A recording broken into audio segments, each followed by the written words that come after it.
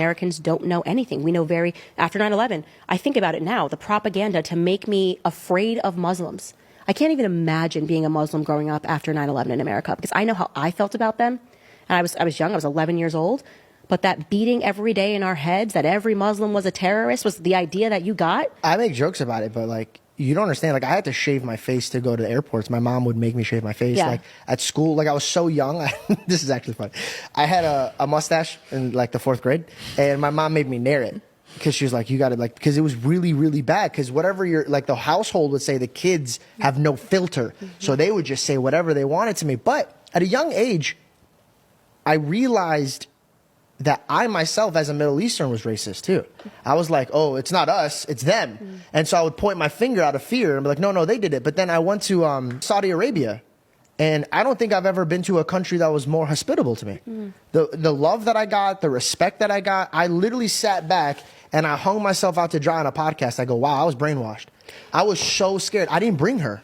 Yeah, same. And so first I want to say, just like, to all Muslims growing up during that time in America, I am sorry on behalf of America for the way that you were treated. That it is so unacceptable. When I go back and I re-examine that propaganda, that brainwashing that took place in the classroom to make me scared of something, I didn't even know what a Muslim was. I remember going to the airport and someone was a Hindu, and I was scared of it. I'm like, oh my God, they're going to make him take this off of his head, blah, blah.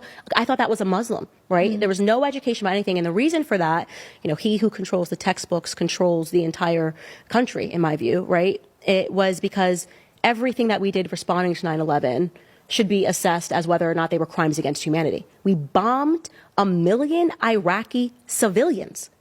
We killed 1 million Iraqi civilians. What were we doing in Iraq? The Saudis were on the plane. They just said there's weapons of mass destruction, and then they never found them. But in the process, they killed 1 million Iraqi civilians, right?